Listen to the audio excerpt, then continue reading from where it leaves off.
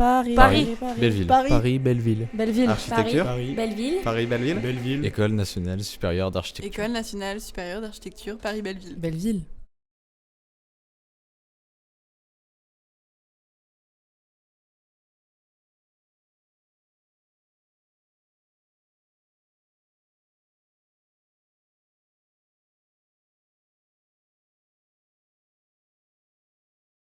Bonsoir, on va démarrer si tout le monde est bien installé. On a une de nos invitées qui a un petit retard, elle va être là vraiment dans quelques instants et voilà, donc ça va la faire venir comme on dit.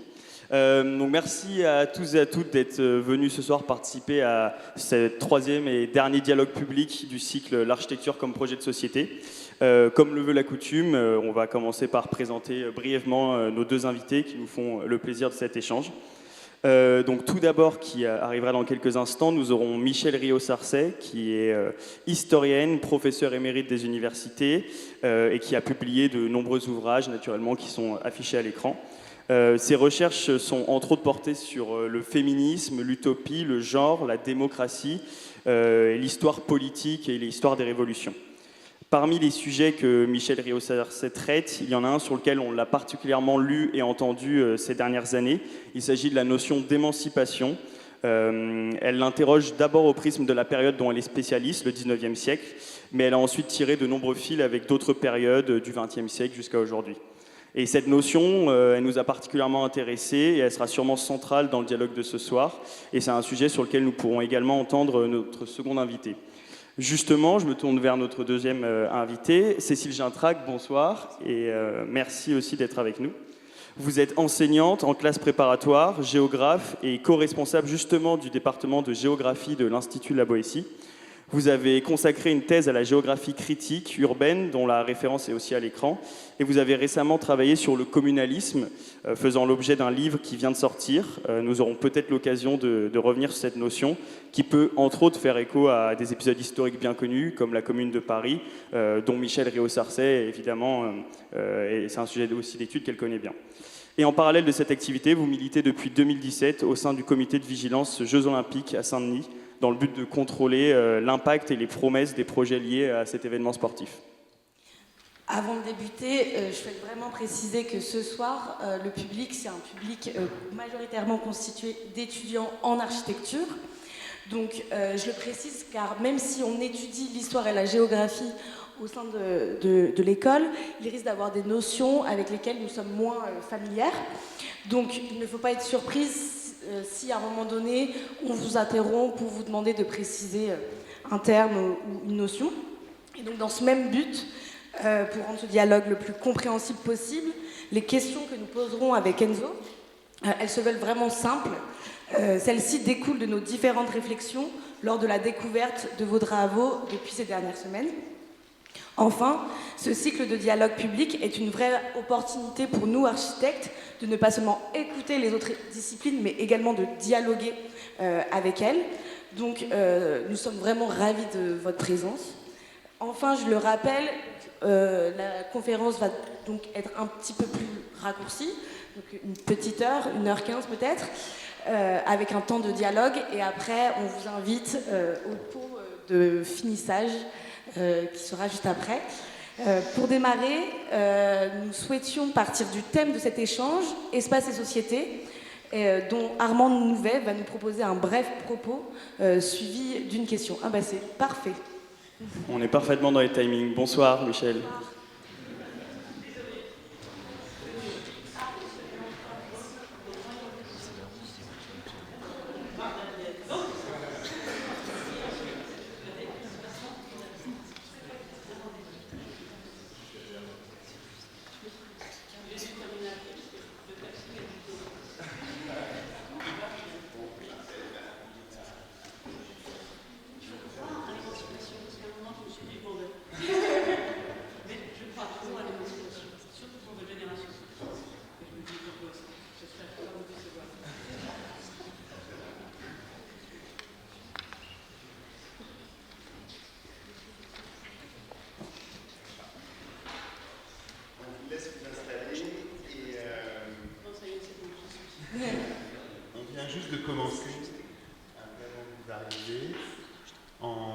présentant l'une et l'autre, donc Michel Rieux-Sarcey et Cécile Gintrac, que vous rencontrez, je crois, pour la première fois.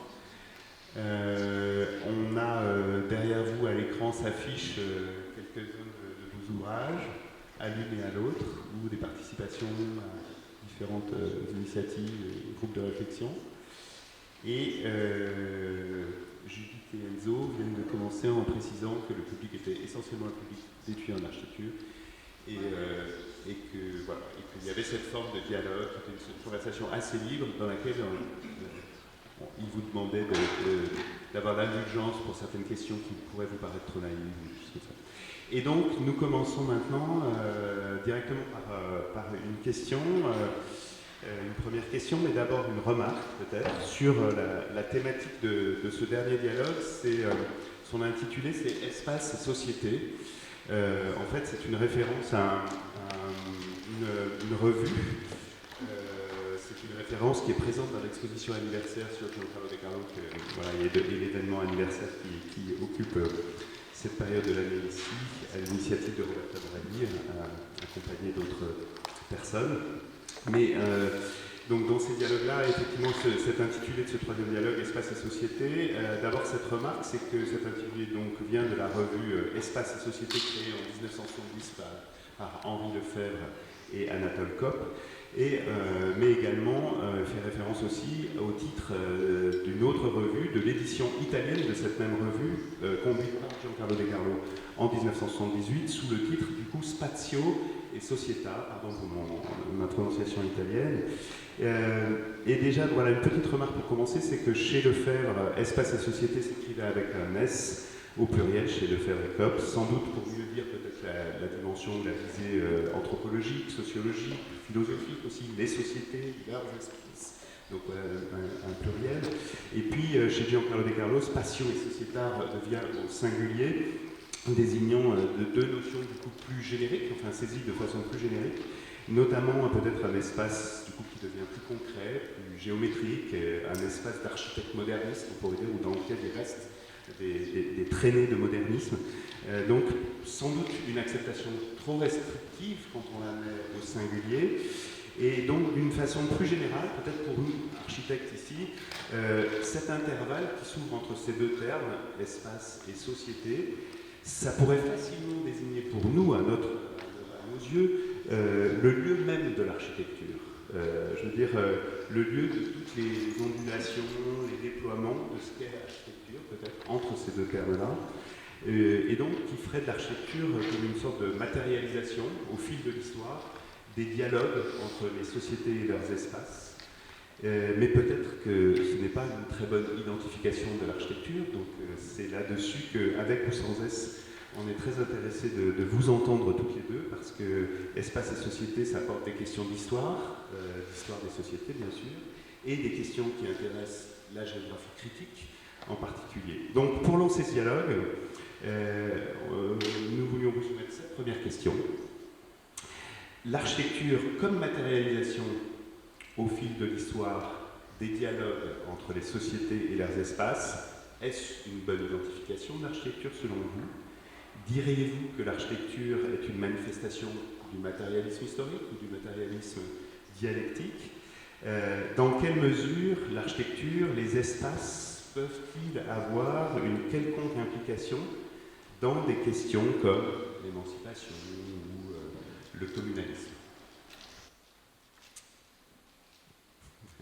Cécile, peut-être pour démarrer, on laisse Michel Rieux-Sarcey reprendre son souffle. Voilà, très bien. En fait, effectivement, moi je suis géographe, je ne suis pas du tout architecte et j'ai des connaissances en architecture, je pense, très insuffisantes, mais néanmoins. Il est clair que ce qui est intéressant quand on réfléchit à l'architecture, c'est quand même toujours une réflexion donc, sur l'espace. Et il me semble que l'architecture, notamment au XXe siècle, elle a cherché à combiner l'imaginaire d'un monde alternatif avec un souci pratique qui est de façonner et de refaçonner les espaces urbains, que ce soit les cités-jardins de Howard, la cité radieuse de Le Corbusier ou l'œuvre de Frank Lloyd Wright, par exemple. Donc il y a toujours eu cette recherche La question aussi des villes nouvelles, ça on passe d'ailleurs de la question de l'architecture à la question de l'urbanisme. Et donc c'est une échelle évidemment qui est intéressante. Et alors c'est toujours cette question-là qui est posée, hein, celle de l'alternative à travers l'architecture. Et les géographes ont aussi su... Pardon ? Oui, alors là, est-ce que... Il faut que je m'éloigne en fait, c'est mieux. Ouais, ça, je parle trop près. D'accord. Effectivement, le son est très fort. Et les géographes ont aussi interrogé cela, et c'est pas complètement étonnant d'ailleurs que le thème espace et société ait été soulevé par Lefebvre, parce que je voulais le citer sans savoir que vous aviez cité ce thème en référence à Lefebvre.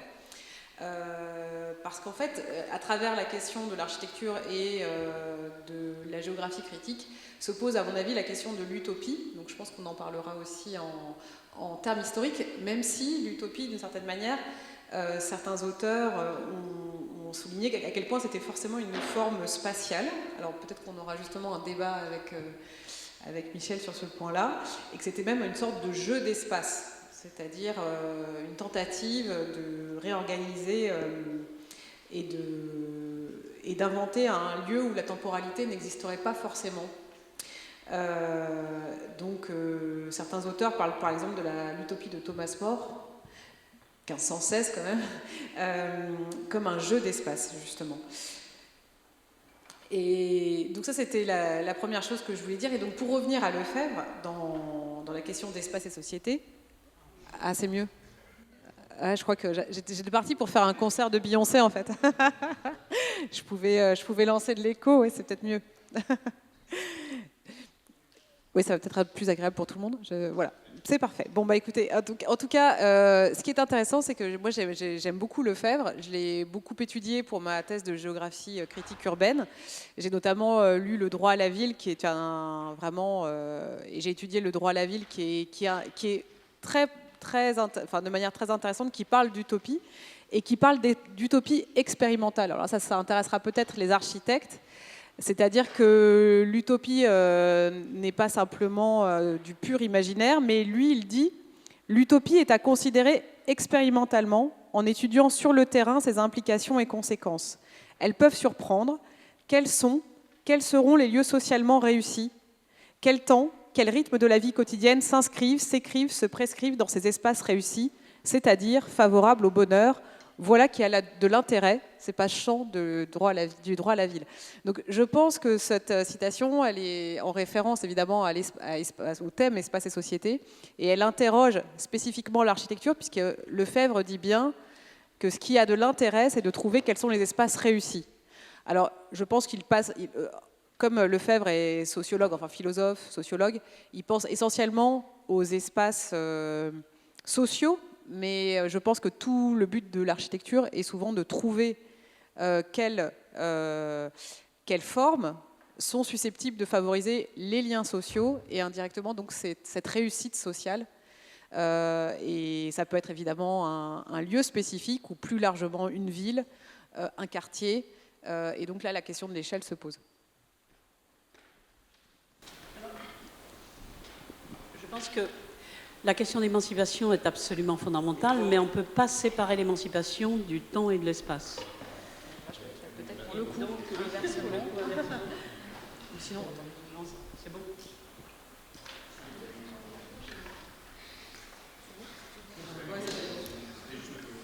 C'est bon.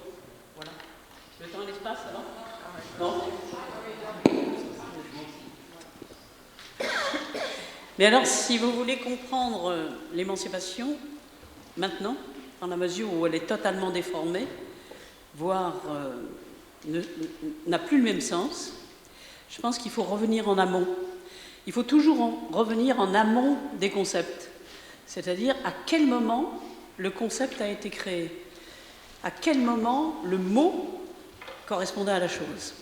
Et je pense que Lefebvre a parfaitement compris ça, parce que il dit que l'utopie, c'est une expérience, pas tout à fait avant tout le monde, mais je vais tenter de vous expliquer quand même le pourquoi de cette difficulté aujourd'hui à comprendre l'émancipation. Donc, dans l'espace athénien, grec, le démos, là, il y a un espace d'autorité absolue. c'est-à-dire le père avait pouvoir complet sur la maisonnée, totale. Et donc, on peut imaginer que cet espace était très limité, mais à l'intérieur, la domination était totale. Le premier mouvement, on pourrait dire humaniste, bien que le terme n'existait pas dans ce sens-là, c'est de penser qu'on pouvait affranchir, vous savez que dans l'Antiquité, le travail était effectué essentiellement par les esclaves. Donc, compte tenu de la situation de l'un ou de l'autre, il était possible d'affranchir l'esclave. Mais préalablement, ce modèle d'affranchissement vient de la manière dont le père affranchit le fils. Et affranchir, ça veut dire un mouvement de l'extérieur de soi, de l'extérieur de l'esclave, de l'extérieur du fils. Et un esclave affranchi, le fils affranchi, n'est pas libre. Et on le comprend assez vite, dès la Rome antique, lorsque, là je dois à Foucault cette trouvaille absolument remarquable, avec le langage actuel, c'est-à-dire qu'il interroge pratiquement les grands de ce monde antique pour tenter de comprendre qu'est-ce qu'être libre à cette époque-là. Et libre, ça voulait dire être en capacité de gouverner les autres. Ça n'avait que ce sens-là. Être en capacité de gouverner les autres. Mais pour être en capacité de gouverner les autres, il était indispensable de se gouverner soi-même. C'est-à-dire que l'exigence du bon gouvernement, aurait-on dit, c'était de savoir qui on était. Et donc on pose la question à Sénèque, qu'est-ce qu'être libre? Et il répond, être libre de quoi? Et traduction dans les termes actuels, des représentations qui nous enferment. Être libre de quoi? Des représentations qui nous enferment. Vous comprenez ce que ça signifie? Parce que la définition actuelle est identique. Être libre, c'est être libéré des représentations qui nous enferment. Mais nous étions à une époque où les dieux avaient une importance considérable, la hiérarchie, etc., etc. Donc il faut attendre l'école moderne, les temps modernes, et surtout un phénomène qu'on a complètement négligé. On n'a pas pris en compte ce phénomène essentiel, absolument essentiel. Ça commence au XVIIIe siècle, et au XVIIIe siècle, il y a quelque chose qui se dessine. Il faut, c'est la liberté bien sûr, mais la liberté contre l'arbitraire, c'est le grand mot, contre l'arbitraire, royal, religieux, etc. Et vous avez ce texte absolument fabuleux de Kant, on est libre que si on est en capacité, enfin sur qu'est-ce que les Lumières, si on est en capacité de se libérer soi-même des tutelles religieuses, familiales, politiques. Être libre, c'est la même chose. C'est-à-dire que vous pouvez absolument prendre la définition de Kant dans les mêmes termes. Parce qu'il ajoute en plus des tutelles dont on est responsable. Dur. Bref, liberté et responsabilité sont étroitement liées. Il n'y a pas d'émancipation si vous n'êtes pas libre, mais si vous n'êtes pas responsable. Or, à aucun moment dans le siècle, la chose est advenue. C'est-à-dire que ça court régulièrement, parce que vous imaginez un monde libre, libre total, ça veut dire qu'on est libre face à l'interlocuteur, c'est-à-dire qu'il a les mêmes connaissances que soi, on est libre face à l'autre, mais l'autre n'est libre que s'il est en capacité de discuter avec vous, avec les mêmes arguments, la même pertinence, vous imaginez. Et puis, chacun est différent dans cette orientation-là. Vous n'avez pas un individu semblable à l'autre. D'ailleurs, regardez-vous, il n'y en a pas un qui ressemble à l'autre. Pas un. Chacun est différent.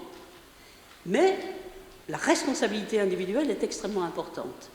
Et donc, le premier, qui est conçu le possible d'une société vraiment libre, sous-entendu égalitaire. Il n'y a pas de société libre si elle n'est pas égalitaire. C'est Condorcet. Condorcet qui était toujours à mi-temps de quelque chose, ni girondin, ni jacobin, bref, à contre-temps. D'ailleurs, ceux qui travaillent vraiment l'émancipation dans le sens que je viens de vous donner, ils sont toujours à contre-temps, et presque à contre-espace. Et donc, c'est un texte qu'il écrit juste avant de se suicider, on n'est pas sûr, mais bref, il veut éviter d'être guillotiné, et il croit à l'avenir des révolutions. Vous ne pouvez pas vous imaginer 68, c'est du pipi de chat à côté.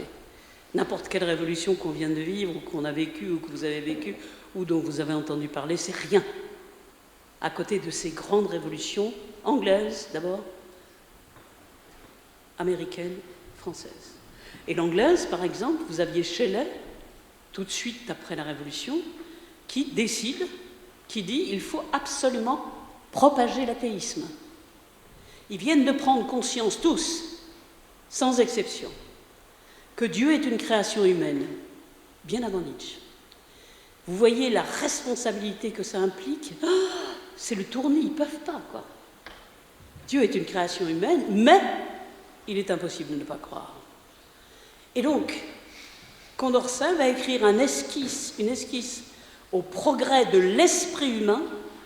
Si vous n'avez rien à faire l'après-midi, le soir ou dans le métro, lisez ce texte qui est un bijou d'intelligence, un bijou de critique, critique de l'esclavage, critique de l'inégalité entre hommes et femmes, critique de ses prédécesseurs qui ont conquis quoi? Quelque chose qu'ils ne possédaient pas, l'Amérique et l'Amérique du Sud. Il dénonce les exactions de ses prédécesseurs. Donc, c'est quelque chose d'extraordinaire. Et donc, il est persuadé, il écrit ça en sachant qu'il va mourir. Il faut avoir l'utopie chevillée au corps. Il y croit. Et donc, c'est l'esprit humain, c'est le progrès de l'esprit humain. Et donc, cet esprit humain a été bouleversé radicalement, changé de sens, puisque le progrès est devenu un progrès de la marchandise et de l'industrie. Terminé, le progrès de l'esprit humain. Mais on a fait croire qu'ils étaient les héritiers de Condorcet. Absolument pas. Les Ferry et compagnie ne sont pas les héritiers de Condorcet parce qu'ils croient à une chose, l'instruction. Je m'arrête. Il faut que je termine sur la modernité. L'instruction, qui n'a rien à voir avec l'éducation, parce que l'instruction appartient à tous. Et il dit un moment, bien avant, bien sûr, Virginia Woolf, vous vous enfermez dans votre chambre, vous lisez, jusqu'au bout. J'ai toujours dit à mes étudiants, il faudrait lire Proust du début à la fin, 12 volumes. Il y a comme ça que vous arrivez à saisir ce que veut dire Proust. Et lui, c'était ça. Alors bien sûr, c'est un autre temps, les gens ne lisent plus, mais bon, à mon avis, ça va revenir. Et là, il explique que... Du coup, j'ai perdu ce que j'étais en train de dire. Qu'est-ce que j'étais en train de dire? Condorcet et... Aidez-moi. Oui, il explique, mettez-vous dans une chambre, vous lisez le livre de bout en bout, et vous sortez magnifiquement intelligent. Faites cette expérience. Mais lisez, non pas les bandes dessinées, de bout en bout un livre. Arrêtez-vous sur ce que vous ne comprenez pas. Posez la question. Mais de bout en bout, si vous lisez qu'à moitié, ça ne tient pas. Et là, vous êtes complètement changé, je vous parie. Je vais vous laisser mon adresse et vous me direz si vous avez fait l'expérience. Si vous n'avez pas fait l'expérience, c'est que mon truc sur l'émancipation, ça ne marche pas. C'est bien dommage, mais vous y reviendrez. Justement, on a une question à ce propos du rôle de nos lectures et donc des intellectuels, car lorsqu'on a écouté et lu vos différents travaux, on a bien compris une chose, c'est donc que l'émancipation, elle peut découler que d'une conscience individuelle, tout en ayant face à soi d'autres individus émancipés, si je résume. Et donc, on ne pourrait pas s'émanciper seul, en fait. Et donc, à partir de cette réflexion, nous nous sommes interrogés sur le rôle ou la place de l'intellectuel comme figure d'émancipateur. C'est-à-dire que ce terme d'intellectuel, nous le connaissons bien et il est depuis longtemps lié à la figure de l'architecte. Les architectes ont eu besoin de s'identifier très tôt comme des intellectuels pour défendre leur position dans la société, surtout en fait en opposition avec les autres acteurs de la construction concernant l'architecte. Et en atteignant ce statut, il a souvent affirmé qu'il avait donc le potentiel d'émanciper les individus qu'il avait en face de lui par ses projets. Et donc, selon vous, les intellectuels, encore faudrait-il peut-être définir le terme, doivent-ils assurer ce rôle d'émancipateur ? C'est-à-dire que vous concernant Cécile Gintrac, quel est votre rapport avec ce terme d'intellectuel ? L'utilisez-vous ? Vous considérez-vous comme tel ? Et dans ce cas, lorsque vous organisez des Toxic Tours en Seine-Saint-Denis, par exemple, poursuivez-vous un objectif émancipateur ? Peut-on ranger ça dans cette étiquette ? Et de votre côté, Michel Réaux-Sarcey, comment vous positionnez-vous face à la figure de l'intellectuel ? Communément, on vous considère comme tel, et vous en avez étudié plusieurs, évidemment, dans l'histoire. Vous êtes experte de nombreux intellectuels du passé.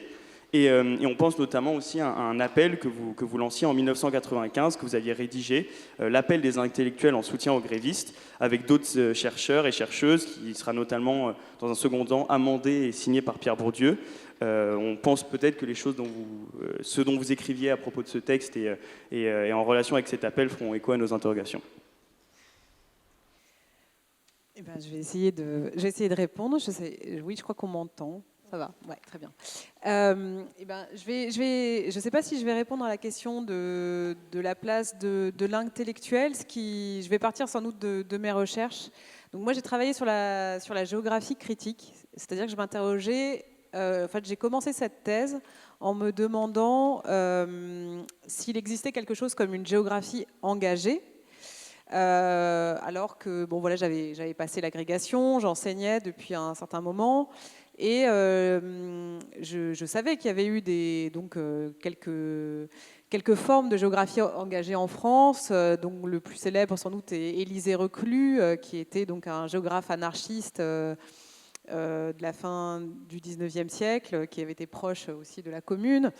Et puis, plus récemment, je cherchais un peu l'équivalent.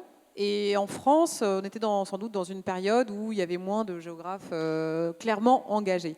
Donc j'ai commencé à faire mes recherches et j'ai découvert que le terme de géographie critique, qui avait été un petit peu employé dans les années 70, avait un peu disparu. En revanche, qu'il était toujours très employé au Brésil, où pour le coup,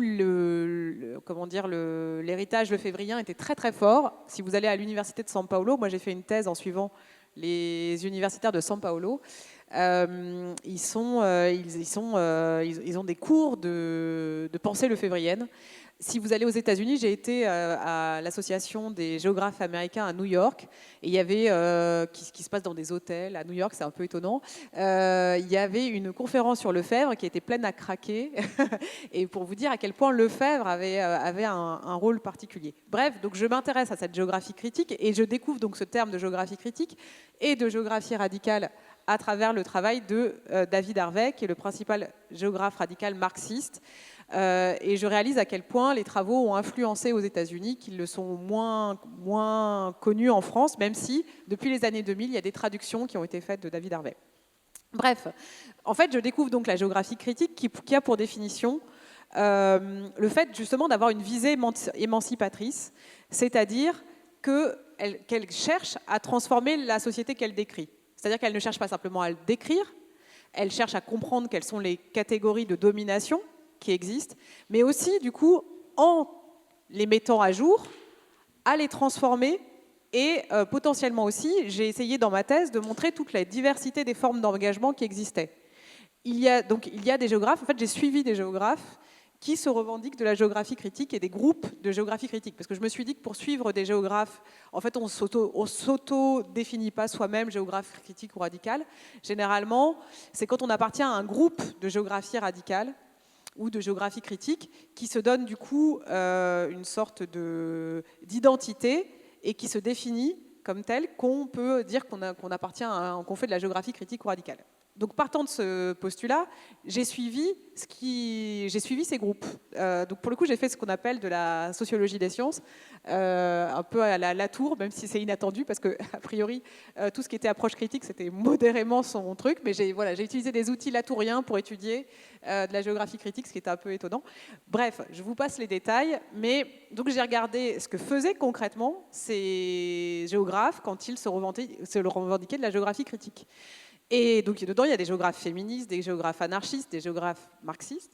Et j'ai constaté qu'il y avait plein de modalités d'engagement Certains considèrent que c'est dans l'université qu'il faut se battre, c'est dans les idées, vraiment la déconstruction des catégories, et qu'il restait absolument dans l'université. Certains avaient des engagements syndicaux, d'autres avaient des engagements, pour le coup, militants, voire politiques. Certains ont pris des engagements politiques. D'autres avaient vraiment été en rupture avec l'université. Et donc, il y a, on va dire, un panel de modalités d'engagement. Et certains avaient, par exemple, pour objectif, au maximum, j'allais dire, une forme de vulgarisation et de faire passer le savoir au maximum en dehors des cercles classiques, avec une volonté, on va dire, d'éducation populaire. Donc, il y a des modalités très variées, en fait, d'engagement. Et moi, j'ai étudié ça en termes de sociologie pour la géographie critique. Voilà à peu près. Et pour vous dire qu'effectivement, du coup, moi, j'ai testé plein de choses différentes, puisque j'ai fait une thèse de géographie critique. J'ai ensuite fait du militantisme, avec effectivement des toxic tours sur les JO. Les toxic tours, ça consiste à aller sur le terrain et à montrer sur place quelles sont les inégalités spatiales. Et par ailleurs, maintenant, j'ai un engagement plus politique. Et pour tout vous dire, hier, j'étais en meeting pour les municipales. Donc, c'est pour vous dire que les modalités d'engagement, elles sont très variées. Et j'ai l'impression que tout ça, ça fait sens pour moi, en tout cas, c'est de la géographie critique. Voilà.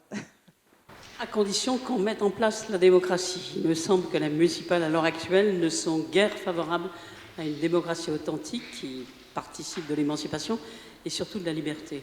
On en reparlera peut-être toutes les deux. C'est très important à l'heure actuelle et moi je me bats vraiment pour faire en sorte que la démocratie soit partout. Mais la démocratie suppose justement le débat, la discussion, comme vous l'avez très très bien souligné, parce qu'on n'est pas libre seul. Et toute doctrine, tout mot d'ordre préalable, tout slogan me semble nécessaire à rejeter a priori, tant que le collectif démocratique, qui est concerné par une campagne électorale, n'est pas pris en compte. Et ça, nous en sommes loin à l'heure actuelle. Et ça, c'est extrêmement grave. C'est la raison pour laquelle je vous dis qu'on est en train de régresser. Alors, la question la plus importante, ce n'est pas tant les intellectuels, parce que les intellectuels sont mouvants, et parfois ils disent des choses qui n'ont strictement rien à voir avec la théorie à laquelle ils se réfèrent, simplement quelles sont leurs carrières, etc. C'est ce qui s'est passé en 1995, lorsque la revue Esprit a tourné le dos au mouvement social. Nous commencions en quelque sorte la régression du service public, et donc la totalité du mouvement ouvrier, service public plus facilement que le mouvement ouvrier dans son ensemble, s'est mise en grève parce que les positions de la CFDT et de l'État montraient qu'on commençait ce que l'on vit à l'heure actuelle. Et lorsque, à quelques-uns, on n'était personne, nous, à quelques-uns, en sortant de la fac, on s'est dit il faut faire un appel des intellectuels en faveur des grévistes. Et très vite, très très vite, on s'est réunis, moi je ne m'attendais absolument pas au nombre invraisemblable de signatures. Architectes en premier lieu, énormément d'architectes. Je pense que la Philharmonie n'était pas encore construite et que la salle Boulez n'était pas sous ce chapiteau invraisemblable. J'ai une petite dent contre cette partie de l'architecture. Énormément d'architectes, de scientifiques, de matheux, etc., qui ont afflué rue du Dragon, qui était un lieu occupé pour les 100 logements, le DAL, et qui nous avait ouvert ses portes. Mais jamais je me serais attendue autant de monde. Et qu'est-ce qui s'est passé? On n'avait prévu aucune intervention. Et donc les gens se sont réunis par groupe. Et c'est là que le mouvement est parti. Après, on nous a demandé d'aller chercher Bourdieu pour qu'il y ait un peu plus de notoriété. On a accepté en reculant, mais les Bourdeusiens se sont accaparés la chose. Mais ça, c'est régulier dans le monde politique. Et donc, il a changé le texte. Enfin bref, on avait commencé notre texte. Nous ne sommes pas des experts et n'avons pas l'intention de l'être. Mais on savait ce qu'un mouvement intellectuel pouvait signifier. On avait vu Sartre, etc., pendant et la guerre d'Algérie, Fanon, enfin, vous en avez peut-être entendu parler. Et puis, bien sûr, le mouvement des intellectuels, ça vient de l'affaire Dreyfus. Vous connaissez peut-être l'essentiel de l'affaire Dreyfus. Je ne vais pas vous raconter la chose parce qu'on en a pour plusieurs heures. Je voudrais revenir à l'émancipation et au collectif. C'est-à-dire qu'il est impossible de se libérer soi-même seul, sauf qu'il faut se libérer soi-même avec l'autre. C'est pour ça que c'est très difficile, très exigeant, et que c'est vraiment la qualité qui importe. Donc, liberté et responsabilité sont absolument indissociables. Et ponctuellement, vous avez dans l'histoire des moments inouïs. Je suis sûre que personne d'entre vous, à moins qu'il m'ait écouté une fois sur YouTube ou je ne sais où, maintenant j'essaye d'interdire parce que je ne sais même pas ce qui figure sur YouTube. Je suis affolée par la manière dont on est balancé sur Internet. Mais bon, c'est votre génération, pas la mienne. Bref. 1832. Vous voyez 1832, vous imaginez? Non. Après la Révolution, on a osé rétablir la royauté. Après Napoléon, on rétablit la royauté. Les frères du roi. 1830, vous avez une révolution, et puis c'est la branche latérale qui l'emporte. Qu'importe, c'est pour situer, hein, parce que ça n'a pas beaucoup d'importance. Et là, on croit à la liberté possible. 1833, 34, fin 32, début 34, l'émancipation du peuple et des femmes est à la mode. L'émancipation du peuple et des femmes est à la mode, dans les journaux, partout.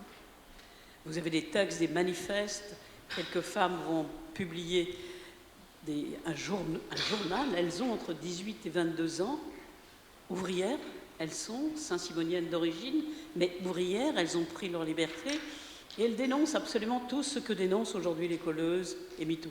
La même chose.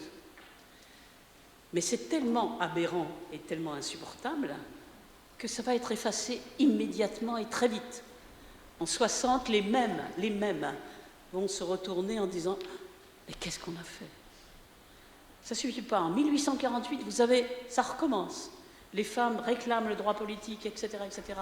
Elles publient un journal. Et là, elles inventent l'autonomie. Ils et elles inventent dans le social, dans l'espace social. Et là, ce n'est pas simplement dans l'entreprise, c'est l'espace de l'atelier et la rue. La rue et l'atelier, c'est pour ça que c'est extrêmement important, l'urbanisme, sont concomitants. Et là, ils vont, par exemple, en 1948, présenter des candidats pour qu'on imagine une autre organisation du travail. Une autre organisation du travail. Ils sont élus à ce qu'on appelait la Chambre des pairs, donc au Luxembourg actuel. Vous imaginez, dans la Chambre des sénateurs actuels, ont siégé des ouvriers en même temps que des patrons pour réorganiser totalement le travail. Et donc, bien sûr, c'est la crise, vous imaginez la crise politique et économique. L'ordre va être très vite reconstitué, mais entre-temps, ils pensent aux associations. Ils pensent aux associations parce qu'ils disent qu'avec les associations, on pourra tout, absolument tout. Vous avez associé vos intérêts, vous avez formé des associations industrielles, mais vous n'avez pas encore fondé l'association des associations complètement fraternelles et solidaires. Le capital est dans les mains de vos adversaires. C'est la chaîne avec laquelle ils auraient le progrès et vous arrêtent à chaque pas. Association des associations. Marx venait de publier le manifeste, mais on ne le connaissait pas. L'association des associations. Pendant ce temps-là, OM en Angleterre faisait la même chose. Et la question de l'égalité des femmes était discutée en Russie, en Angleterre, en France, en Amérique. Là, on traversait presque assez relativement facilement, en particulier de l'Angleterre à la France, et on correspondait. Il y a des journaux en deux langues, au moins l'anglais et le français. Et ça, c'est fabuleux. Alors, bien sûr, ça ne dure pas, l'arrestation, etc., etc. Mais comprenez bien que, comme l'émancipation n'est pas possible, si nous ne nous arrêtons pas sur ces moments qui ont été d'espoir, où on a cru vraiment que quelque chose d'autre allait arriver, que l'égalité vraie allait arriver, que la liberté vraie allait arriver. Il faut se souvenir de ça pour maintenant que nous sommes au pied du mur, écologique, social, eh bien, ressortir, se remémorer ces instants singuliers, non pas machin, non pas des doctrinaires, non pas des théoriciens, parce qu'à cette époque, on était profondément dialectique, c'est que la théorie venait après la pratique. Et donc la pratique aidant, on va théoriser, etc., chemin faisant jusqu'à la Première Internationale. Il y a même une anecdote assez extraordinaire au moment de la Première Internationale, donc on est dans la deuxième moitié du siècle. Marx, qui a dit un peu des choses un peu méchantes sur les utopies en 1948, revient sur ce qu'il dit, il fait une adresse à l'international et il explique que son modèle c'était l'Angleterre, les coopératives d'Owen, c'est ça l'avenir. C'est-à-dire l'auto-organisation. L'émancipation n'existe que si il y a l'auto-organisation, avec l'un, avec l'autre, avec les autres. Bien sûr, il faut traverser les frontières, bien sûr, il faut correspondre, mais maintenant, c'est d'une facilité angélique. Donc, on devrait pouvoir penser l'émancipation de manière extraordinaire et presque mondiale. Et je pense que c'est votre génération qui peut le faire, à condition, bien entendu, qu'on se libère des tutelles qui nous enferment. Et dans les tutelles, il y a, non pas les réseaux sociaux, mais la publicité qui s'empare des réseaux sociaux et qui font en sorte d'imprimer l'esprit, le cerveau des uns et des autres. Et si bien que la liberté, elle est à conquérir dans son propre esprit, maintenant. La tâche est d'autant plus grande, mais si on en a conscience, je vous assure, avec les réseaux qui étaient chers à Fourier, tout est possible. J'ai toujours été utopique, je le suis encore, et je mourrai sans aucun doute utopique. Merci beaucoup pour ces mots pleins d'espoir envers nous. Alors même si on souhaite s'émanciper et que parfois on est un peu perdu, on ne sait pas vraiment comment le faire, c'est dû à de nombreuses choses, mais aussi c'est dû à des angoisses, et notamment, nous, nos angoisses actuelles, c'est la crise environnementale, la crise écologique. Et donc, elle nous demande de revoir nos relations hiérarchiques de domination, de concurrence et d'exploitation de la biosphère. Et donc, ce système-là de domination, il découle des mêmes logiques que celles qui ont opprimé les femmes et les populations marginalisées. Et donc ça, c'est vraiment la thèse de l'écoféminisme, dont on entend beaucoup parler, qui est un sujet très actuel. Et donc, c'était très éclairant d'avoir votre vision 19e sur ces révolutions féministes. Donc, comment est-ce que vous interprétez cette pensée écoféministe? Et vous, Cécile Jeanne-Trac, si je ne me trompe pas, cette pensée de système de domination de la biosphère, elle était partagée par Murray Bochkin, donc c'est le théoricien du communalisme.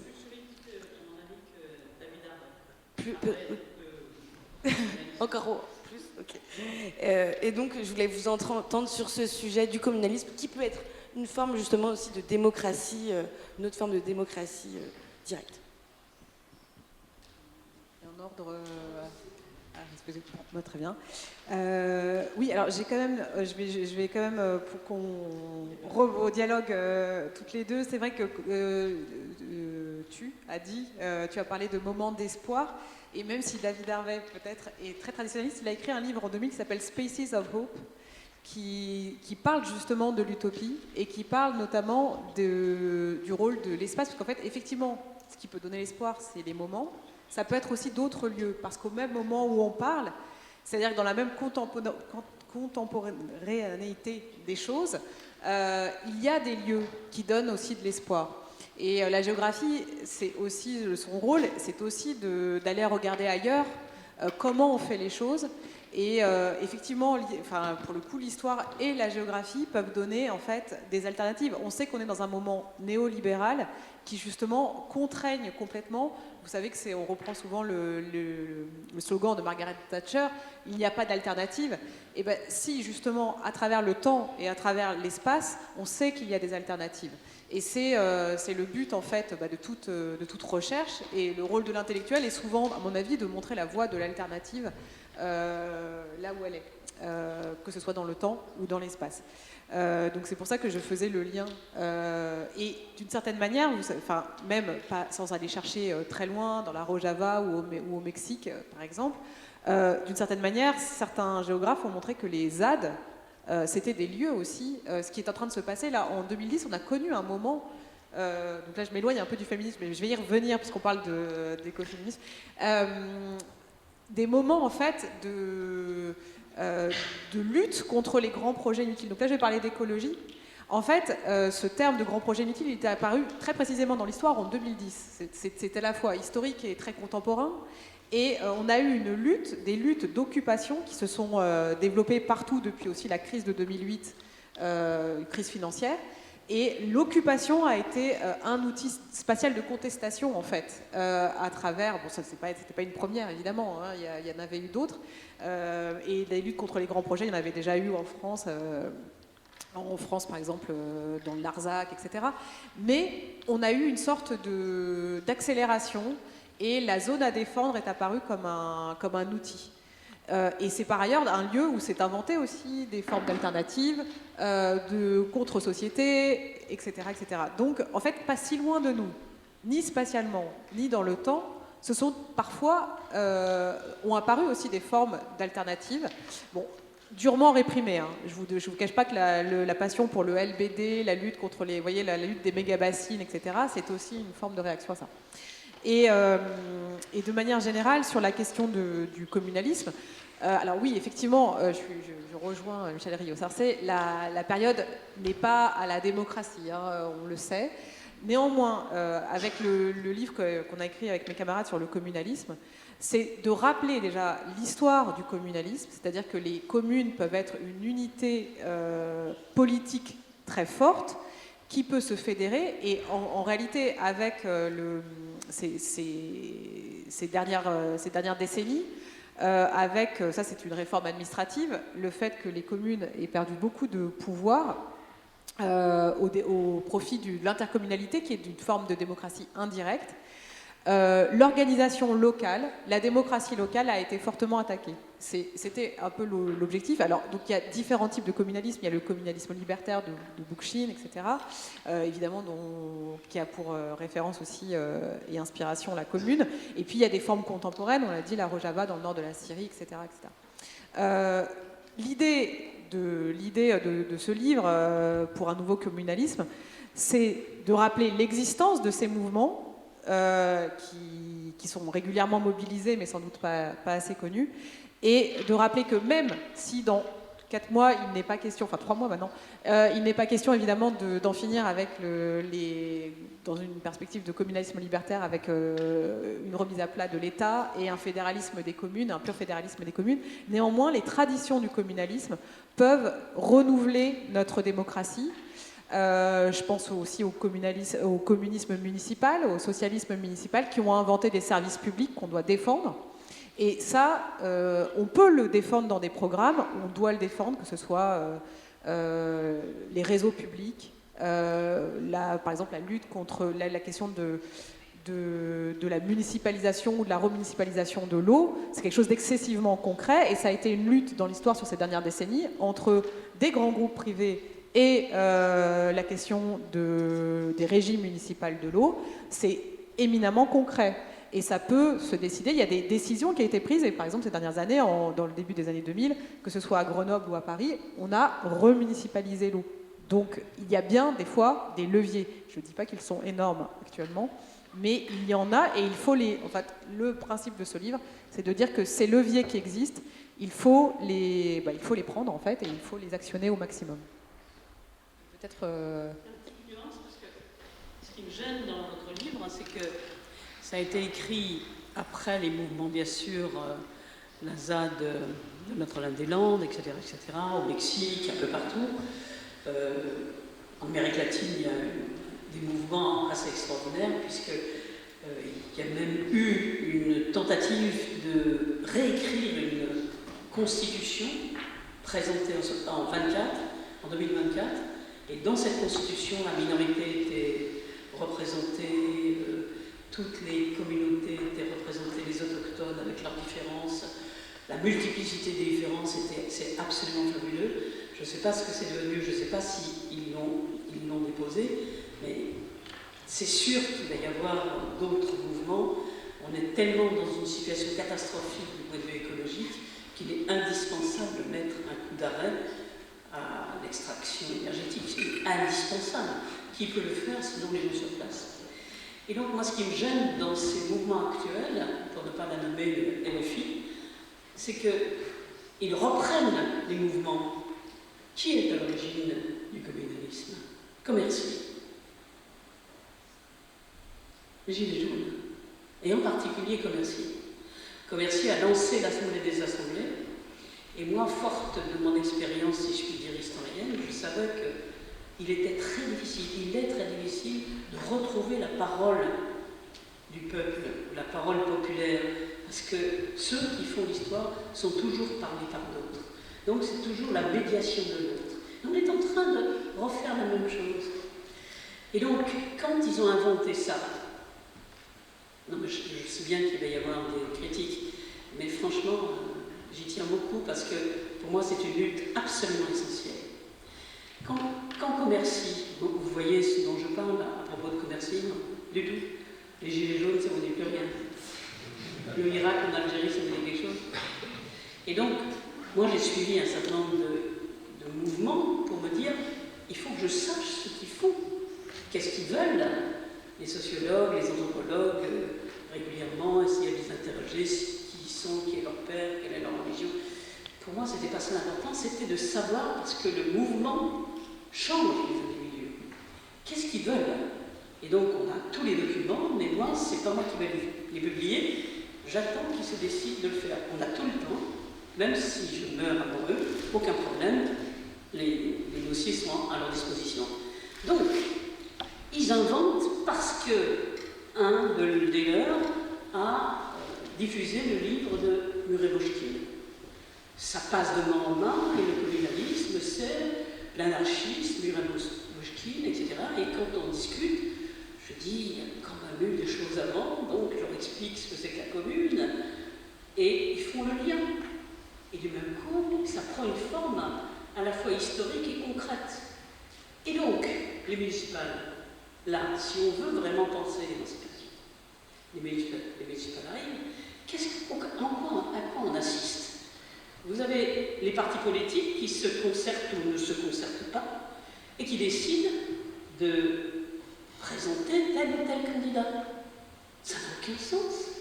Soit on est communaliste, et j'espère que les vrais historiens qui ont participé à votre livre collectif vont s'en souvenir. Et donc communaliste, ça veut dire qu'on s'auto-organise. Il y en a un d'ailleurs à Commercy qui a choisi d'être candidat aux élections bien avant. Ils avaient d'ailleurs choisi d'être candidat aux élections. Et ils ont eu la première fois 10%. C'est eux qui vont décider qui est candidat. C'est pas Lodzig qui va débarquer de je ne sais où. Absolument pas. Sinon, on n'est absolument pas en relation, en correspondance, en référence avec ce que l'on dit. Nous mourrons de ça. Nous sommes morts de ça. Une distance extraordinaire, et l'écoféminisme c'est un peu la même chose, une distance extraordinaire entre ce qui a été pensé, ce qui est pensé, et ce avec quoi on pense. Sauf que ceux qui pensent, c'est ceux qui font l'histoire. Et c'est ceux qui vont voter, c'est ceux qui vont essayer d'organiser des assemblées pas de citoyens, parce qu'il y a des gens qui ne sont pas citoyens, des habitants dans tous les lieux. Moi je rêve que si c'était possible, certains syndicats qui sont quand même un peu plus avancés que d'autres organisent des utopies, des collectifs utopiques dans les entreprises qui sont directement concernés par ce qu'on appelle de manière mal dite la transition. L'automobile, l'aviation. Comment on va pouvoir imaginer une autre société sans ceux qui travaillent? Alors vous allez me dire c'est utopique, mais il y a des moments de transition, par exemple, n'importe quel parti politique, LFI ou autre, pourrait parfaitement descendre on va descendre, c'est la manière dont les Gilets jaunes parlent, personne n'est descendu nous voir, pourrait parfaitement descendre dans les collectifs qui se constituent. Il y en a plein de collectifs de citoyens dans les villes, et discuter avec eux et savoir si tel maire leur correspondait, etc. Et pas une sorte, c'est totalement utopique. Mais c'est ça la démocratie. Ça n'est pas du tout utopique parce que je me permets de rebondir immédiatement. Parce qu'en fait, je vais peut-être parler un petit peu de mon parcours, mais moi j'ai d'abord été dans un collectif à Saint-Denis avec des habitants sur la question des JO. Donc je parlais des Toxic Tours, mais on a été confronté à ce qu'on appelle les injustices environnementales, pour revenir aussi à la question environnementale, c'est-à-dire qu'il y a un échangeur qui a été construit dans le quartier Pleyel à côté du village pour le desservir. Donc près d'une école qui en sert une école pour desservir le village olympique et pour ajouter donc du trafic autour d'une école pour desservir le village olympique. C'est à Carrefour Pleyel. Alors qu'à Paris, pendant le même temps, on fait les carrefours, les rues aux écoles. Les écoles, bref, vous voyez les rues fermées. Donc on l'a un petit peu mal pris, évidemment, parce qu'il y a une injustice environnementale assez flagrante.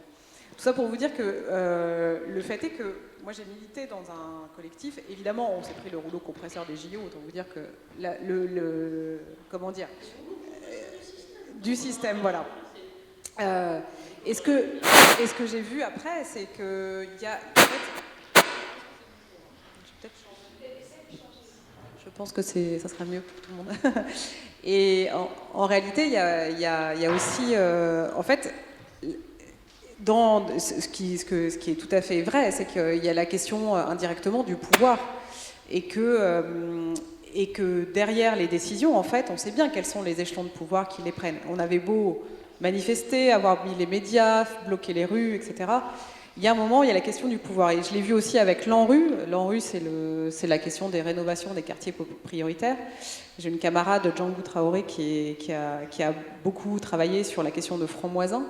Parce que là encore, la décision est prise d'en haut, avec évidemment la question de la mixité sociale, de rompre. Alors, je pourrais parler aussi des questions féministes, mais on sait que dans un quartier populaire, et y compris pour les femmes, parce que c'était un des articles dont je voulais parler dans la géographie féministe, un quartier populaire, c'est évidemment souvent un quartier contraint, mais c'est aussi un quartier qui dispose d'énormément de ressources, notamment pour les femmes, pour la garde des enfants. C'est pour ça que les femmes ont souvent d'ailleurs un déplacement moindre dans l'espace, parce qu'elles sont souvent à proximité des enfants et qu'elles mobilisent des ressources sociales autour d'elles et des solidarités. Bon, tout ça pour vous dire que ce qui est cassé actuellement, y compris dans les quartiers prioritaires, c'est ces formes de solidarité aussi, à travers la volonté de mixité sociale. Bon, je vous dis ça, c'est parce qu'en fait, que ce soit Django et que ce soit moi, on a rejoint actuellement, alors peut-être qu'on se trompe, mais on a rejoint, non pas un parti, alors à Saint-Denis c'est sans doute un petit peu particulier, mais j'ai vu monter des gens qui étaient des militants, et qui, pour la première fois, peut-être que c'est un espoir vain, mais on le saura plus tard, qui là sont maintenant, qui seront candidats. Peu importe à dire la liste, mais j'ai vu monter des militants, voilà, qui se sont battus sur des luttes urbaines, vraiment spécifiquement des luttes urbaines, des luttes d'émancipation, que ce soit l'ANRU, que ce soit la question des transports, que ce soit la question, voilà, des injustices environnementales, et qui cherchent à se fédérer. Est-ce vain, est-ce utopique? Je ne sais pas. Nous allons... Oui, bien sûr. Non, non, tout à fait. Ce sont des collectifs. C'est ça, le communalisme. Et du point de vue à la fois social et spatial. C'est-à-dire que la question spatiale, vous êtes interrogé sur ce que c'était que les ronds-points. C'est quand même l'expression même d'une non-existence. Là, pour le coup, d'un non-lieu réel. Avec des voitures qui tournent autour, sans communication, c'est-à-dire ceux qui se battaient. Je ne parle pas des manifestations multiples et diverses dans Paris. Ceux que j'ai suivis ont essayé de mettre en place la démocratie véritable dans les collectifs, dans les assemblées, etc. Mais très peu allaient dans Paris parce que c'était autre chose. On a cultivé la violence. Alors bien entendu, la police a su s'y prendre admirablement bien pour que la violence soit partagée, mais après, on magnifiait on ne savait plus du tout que voulaient les Gilets jaunes, et du même coup, on insistait dans les médias sur la violence de la police, etc. C'est pas faux, mais ça suffit pas. Ça, c'est parti comme ça. Bref. Donc, ce qui est nécessaire maintenant, c'est maintenant ou jamais, compte tenu de la crise immense écologique. Il faut, sur place, décider avec, je ne sais pas combien il y a de collectifs qui sont là, des antifas, en passant par ceux qui essayent d'aider les migrants, que ce soit du côté de ceux qui traversent les Alpes. Partout, il y a des collectifs. Il suffirait de réunir ces collectifs et d'imaginer justement une auto-organisation, même minime, en correspondance, bien sûr, avec les partis politiques, parce qu'on n'a pas le choix, on ne va pas faire la révolution demain, mais à condition de leur donner, d'exiger ce qu'est la démocratie, c'est-à-dire qu'ils ne prennent aucune décision, comme un des Gilets jaunes a choisi d'être candidat aux élections, et il s'est présenté aux élections devant le public, et il leur a dit, chaque décision, je viendrai rendre compte de chaque décision. Alors, vous voyez, avec l'intercommunal, un peu difficile à fonctionner, il a contraint de fait ses collègues, alors c'est un petit village de la Meuse, hein, des villages de la Meuse, ça marche, contraint les collègues à venir rendre compte à leur mandant. Et tout ça fonctionne vraiment bien, sauf que ça demande une mobilisation collective et pas individuelle, et surtout pas au sommet. Mais on parle d'émancipation, hein, c'est vraiment d'émancipation dont je parle. Mais par ailleurs, vous avez des modèles à l'heure actuelle, des modèles de moi en majesté. Hein, combien d'entre vous a dû lire telle ou telle page en disant de tel ou tel roman, je m'y retrouve. On se cherche dans les romans. Dans les collectifs, on veut se trouver soi-même. On s'émancipe soi-même avec les influenceurs, vous connaissez ce système qui est extraordinaire, c'est le moi en majesté. Il n'y a pas d'autre dans leur récit. Il n'y a pas d'autre. Et hélas, les grandes écrivaines ont déjà emboîté le pas sur l'absence d'autre. Comprenez bien que les modèles qui sont diffusés, y compris le prix Nobel de littérature il n'y a pas très longtemps, il n'y a pas d'autre dans ces livres. Il n'y a pas d'autre. Et comprenez bien que tout ceci va influencer le mode de pensée des uns et des autres. C'est donc une révolution de soi et des autres dans un collectif, mais là vous êtes suffisamment nombreux pour envisager dans l'école d'architecture des discussions régulières sans qu'il y ait de hiérarchie sur tous les sujets que vous pouvez imaginer. Je ne suis pas en train de faire la révolution, mais simplement pour discuter avec l'autre d'un livre, d'une réflexion, je ne sais pas moi, j'ai oublié le nom, bref. Merci beaucoup pour ces dernières paroles, surtout sur ces sujets-là qui en plus font écho à beaucoup de choses qui même nous animent rien que là au sein de l'école. On cherche des espaces, l'amphithéâtre en bois par exemple que vous avez vu en arrivant, ces dernières semaines, beaucoup de gens se posaient la question sur le fait il y a sûrement peut-être une nécessité à le garder, ça peut être un point de départ d'un espace où les gens justement se réunissent d'une autre façon, sans hiérarchie, sans demander d'autorisation. Non justement, pas celui-ci, celui qui a été constitué dans le cadre de l'exposition, qui justement n'est pas un lieu dans lequel on enseigne d'habitude, qui n'a pas cette connotation-là. Et parce que par exemple, rien que pour notre école ici, pour prendre cet exemple, en fait, nous n'avons pas de lieu dans lequel nous pouvons nous rassembler de façon spontanée, à part la cour, mais qui sont des lieux neutres, entre guillemets, où justement on peut discuter comme ça, sans hiérarchie. Et en parlant de discours un peu plus horizontal, si évidemment certains ou certaines ont des questions, on peut peut-être en prendre une ou deux dans la salle. Vous nous direz, on a aussi des contraintes avec certaines invités pour l'heure, mais là, on peut avoir le temps d'en prendre au moins une si quelqu'un a une question, n'hésitez pas. Sachant que la place qui vous est assignée, ça vient des jésuites, là. L'école a été pensée par les jésuites. C'est-à-dire qu'au Moyen-Âge, les étudiants, les élèves se parlaient eux-mêmes en rond. On parlait au prof, à l'enseignant, au maître, et se parlaient entre soi. Et la modernité est intervenue. Donc, tous les regards sont centrés sur l'unique, le maître, pour vous empêcher de parler. Et c'est la structure, là, on est en plein de l'architecture. Si vous voulez vraiment rompre et faire en sorte que temps et espace correspondent, oui, il faut trouver un autre lieu. Le lieu empêche la discussion.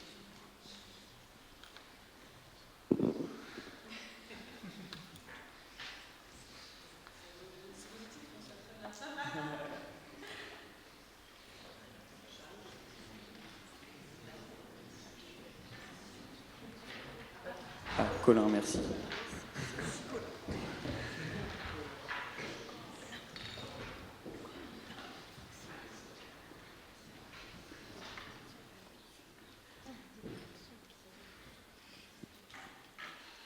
Merci beaucoup pour vos interventions.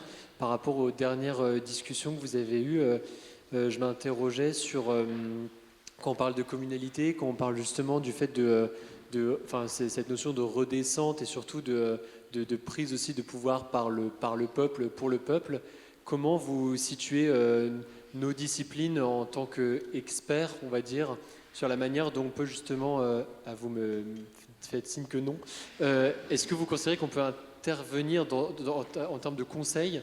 En fait, est-ce que nos disciplines, elles ont un sens par rapport à cette notion de communalité? Comment en fait ça pourrait être un accompagnement justement de cette prise de pouvoir politique par rapport au fait d'apporter des éléments?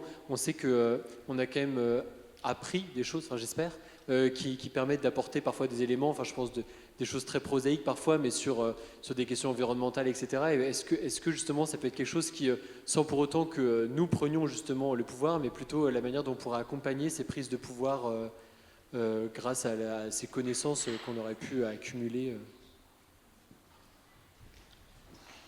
de reformuler, c'est du coup quelle est la place de la connaissance dans l'accompagnement du peuple ou de la prise de pouvoir par le peuple, c'est ça? La place de la connaissance et des gens comme vous et nous qui se positionnons dans des domaines scientifiques en fait, de manière engagée en fait. Enfin, c'est-à-dire comment nous, étudiants en architecture engagés, comment on peut s'emparer de cette question de la communalité dans notre pratique future en fait. Donc, quelle place du savoir dans une forme de démocratie directe, populaire? D'accord. Je vais répondre moi brièvement, mais je me dis que de ce que j'en ai étudié dans la géographie critique, comme j'ai dit, il y a plusieurs postures qui sont possibles.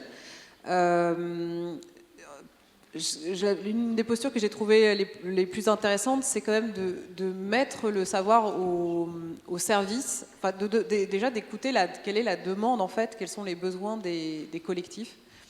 Parce que souvent le savoir est produit, surtout actuellement dans l'université, j'allais dire néolibérale, il est un peu produit comme une machine à produire du savoir.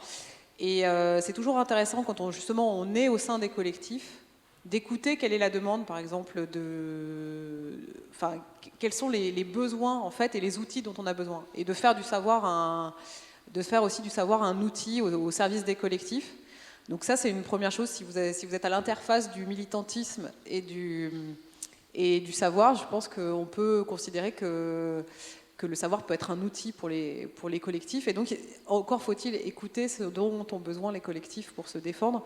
Des formes de contre-expertise, ça peut être toujours intéressant. Ça, c'est un peu mon point de vue, mais peut-être que je pense que... Oui, ça, c'est vraiment très important parce qu'on vit une forme de populisme. Le peuple n'existe pas.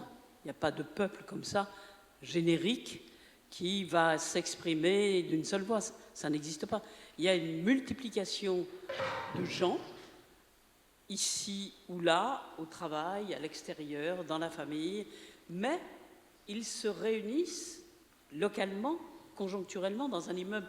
Vous avez vu, par exemple, en bas de l'immeuble, les gens qui discutent parce qu'il faut régler les problèmes les plus élémentaires, etc. etc. Ça commence à faire collectif. Et donc, collectif, mais le collectif en question, il est dans l'immeuble, mais il est aussi au travail, il est aussi en week-end, il est aussi à la fête. Enfin, et tout cet ensemble va correspondre d'une manière ou d'une autre si on lui permet de dire ce qu'il pense, ce dont il a besoin, à un moment ou à un autre. Donc les élections sont un moment idéal, d'une certaine manière, pour réunir sur place, des gens qui connaissent leur quartier, qui connaissent les voisins, qui connaissent l'histoire, bref, ou qui ne connaissent pas et qui ont envie de connaître. Moi, j'ai toujours rêvé, je me suis dit que dans un quartier, à quelques-uns, dans un quartier autour d'une place, on pourrait, si on discute avec les uns et les autres, la poste, le laboratoire d'analyse, régler des choses élémentaires. Par exemple, vous avez des sans-abri qui sont localement connus, on les connaît. On pourrait parfaitement régler leur habitat. De petites choses, rien. Mais bien entendu, ce n'est pas ça qui va faire la révolution ou dans le travail. C'est simplement que dans tous les lieux où nous sommes un collectif humain et des individus, et donc il faut faire en sorte qu'il y ait des ponts et des discussions, quel que soit le lieu. Et là, je pense que le changement interviendra, mais il ne faut pas attendre qu'on va être contraint. Là, avec la crise, regardez ce qui s'est passé à Lisbonne, il n'y a pas très longtemps, les inondations, mais absolument catastrophiques. Si les gens ne s'étaient pas auto-organisés, ils étaient morts, l'essentiel, puisque le gouvernement était un tout petit peu en retard. Partout, regardez aux Philippines, là, je ne sais pas, c'est des millions de morts, des centaines de morts. Vous voyez ce que ça veut dire? Donc, n'attendons pas que la catastrophe arrive et tentons de croire possible qu'un autre monde peut être viable. Je n'irai pas jusque-là, je n'irai pas au-delà. Un autre monde peut être viable. Mais si on laisse faire là, en l'état, on est mort. S'il n'y a pas de collectif, s'il n'y a pas de réaction, et c'est vrai que ça pèse très lourd sur votre génération, très très lourd. Mais autant on regarde les choses en face, autant on fait en sorte de détourner le regard du réel. Là, je viens d'écrire un article là-dessus. Et ça, c'est catastrophique. Et en fait, en t'écoutant parler, je me disais, je tiens à signaler aussi, il y a évidemment cette idée de contre-expertise qui peut être, en tout cas de se mettre au service des collectifs. Il y a aussi, pour moi, en fait, j'élargis un peu et je pense qu'en fait, on est quand même dans une phase de bataille idéologique massive. Il faut comprendre que là, on a non seulement la forme de néolibéralisme débridé qui se déploie, plus la montée de l'extrême droite, et que par ailleurs, je pense que la bataille idéologique se mène, quoi qu'il en soit, souvent en notre défaveur, et que là, le rôle, pour le coup, des chercheurs, du savoir, c'est là aussi de se rendre compte qu'il faut... on ne peut pas... En fait, là, le rouleau compresseur est très fort. Et il faut se positionner. Je prends un cas concret sur le logement social. Le logement social est actuellement attaqué de toutes parts. Et ça, c'est très concret, puisque là, ça va jouer sur les questions vraiment très électorales, puisqu'il faut savoir ce qu'on vote, pourquoi on vote et pour quel type de logement social on vote, et si on défend le logement social ou si on ne le défend pas. Le logement social est attaqué de toutes parts, alors que dans certains pays, notamment en Autriche, là aussi c'est une question d'architecture, il y a à peu près 60% de la population qui vit à Vienne dans le logement social et ça se passe très bien. En France, c'est de plus en plus et volontairement assimilé à de l'assistanat, comme si le logement social était fait pour les assister. Pour le coup, je pense qu'il faut qu'on se positionne très clairement que les chercheurs qui travaillent sur le logement, il y en a, se positionnent très clairement disent que le logement social répond à une demande et qu'actuellement, ce logement social, si on regarde les tendances de production, notamment ce qu'on appelle le PLAI, le très social, est en voie de disparition pour le logement familial. Et c'est volontaire, c'est une tendance assumée de disparition du logement social. Voilà. Y compris en détruisant donc les fameux quartiers en rue, en détruisant une partie des bars HLM qui ne sont pas forcément en termes architectural. Je pense que vous avez tous vu les travaux de Lacaton et Vassal sur la question du fait de ne pas détruire les bâtiments mais de les réhabiliter. Ça, c'est une question tout à fait architecturale et en même temps de défense du logement social. Voilà, c'était pour refaire le lien.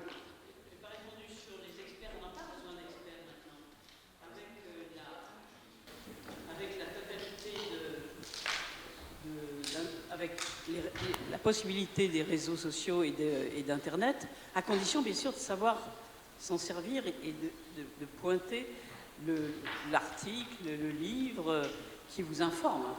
Parce que dans un collectif, où qu'il soit, il y a toujours un qui connaît machin, qui connaît machin.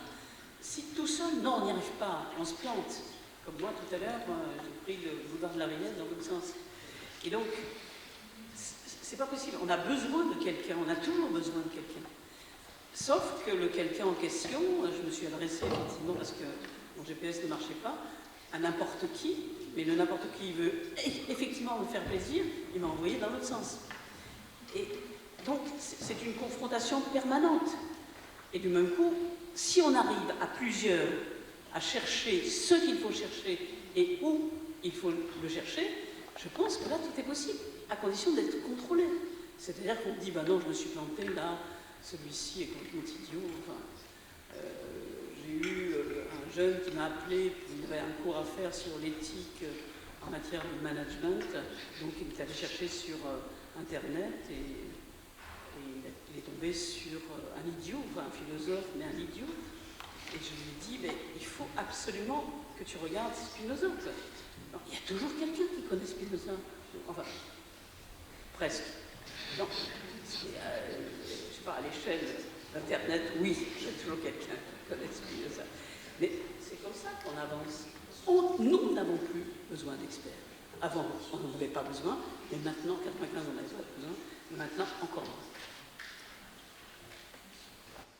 Avant la question de Nicolas, Cécile Gintrac vient de me dire qu'elle devait y aller, donc on souhaite en profiter en tout cas pour vous remercier de votre présence et d'avoir pu jouer le jeu de ce format. On est content que le dialogue ait pu fonctionner de la sorte.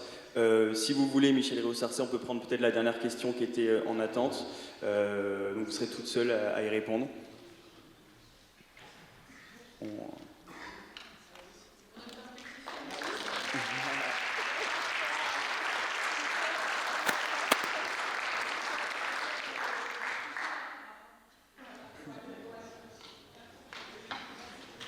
Merci beaucoup encore.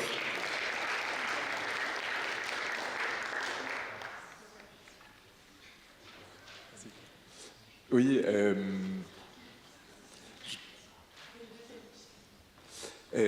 moi je suis très sensible à ce dont vous avez parlé, cette idée de démocratie qui vient par les lieux du quotidien. Et du coup, je me demandais plus spécifiquement sur les Gilets jaunes, où c'est des gens, on a beaucoup dit que c'était des gens qui venaient de quartiers, de maisons individuelles, qui n'avaient pas l'habitude de se rencontrer et tout ça. Enfin, on a dit beaucoup de choses. Et je me demandais si, au-delà de ce que vous avez parlé, c'est-à-dire de s'intégrer dans la politique de la commune, etc., est-ce qu'il y avait des inventions démocratiques spécifiques pour faire vivre un peu ça au quotidien qui avaient émergé de ces ronds-points et des espèces d'initiatives de décision collective qui naissaient vraiment de cette forme du rond-point ou de ces points de rencontre qu'on trouvait dans le périurbain des Gilets jaunes? Si je me permets, si j'ai bien compris, c'est concernant la crise des Gilets jaunes, que comme toute la société vous avez pu observer, et puis avec les références que vous aviez, est-ce que vous avez constaté justement des formes d'organisation, de démocratie directe liées du coup à l'objet rond-point et à comment il s'organisait, spécifiques, qui vous ont marqué? Pour moi, l'innovation des Gilets jaunes, c'était ça, la démocratie directe. Mais c'est dans les assemblées d'assemblées, c'est pas dans la rue, c'est localement. Si vous voyez, si vous avez l'occasion d'aller à Commercy, vous comprendrez, parce que c'est une petite ville de la Meuse qui est, du point de vue de la géographie, complètement marquée par la Première Guerre, même du point de vue des collines. Ils ont morflé comme il n'est pas permis, si je puis m'exprimer ainsi. Et puis, il y a une forme de solidarité à l'intérieur de la ville, solidarité de connivence entre soi, d'aide, d'entraide. Pour vous dire, la première fois que je les ai rencontrés, dans le collectif de Gilets jaunes, il y avait vraiment tout le monde et sa tante. Hein. Il y avait un immigré roumain qui venait et vendre des ambulances. Et puis au fur et à mesure, il a travaillé avec une ONG, etc. Mais il n'était pas du tout prêt vers ça, pas du tout, du tout. Et puis de fil en aiguille, on discute. Et moi, je lui dis, je suis vraiment un idiote et touriste par excellence, mais moi, je veux absolument acheter les madeleines de Commercy. Je ne sais pas si vous connaissez, les madeleines Commercy, c'est absolument un délice. Il a fait une queue d'1 heure pour m'acheter des madeleines de Commercy. naturellement, normalement, ça paraît complètement secondaire, sans intérêt, mais les mêmes, vous les retrouvez à l'Assemblée des Assemblées à Saint-Nazaire, vous apercevez qu'il y a un effort absolument considérable, mais considérable, pour faire en sorte que tout le monde parle. Et surtout, celles ou ceux qui n'osent pas parler. Ils se débrouillent pour faire en sorte qu'à un moment, il va parler spontanément ou elle va parler spontanément. Et ça, j'avoue que c'est un tour de force extraordinaire. Donc ils ont, à tout point de vue, ils ont organisé la démocratie. Leur objectif, c'était de fonder la vraie démocratie.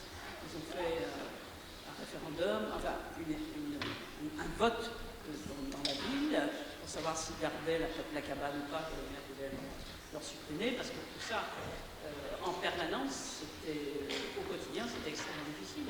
Mais ils ont inventé une chose, la démocratie réelle, avec tout ce que ça implique comme difficulté, comme chose éphémère dans le monde actuel, puisque à aucun moment, dans aucun pays, la démocratie réelle n'a été réalisée, excepté peut-être d'après les derniers travaux des antiquisants, et un antiquisant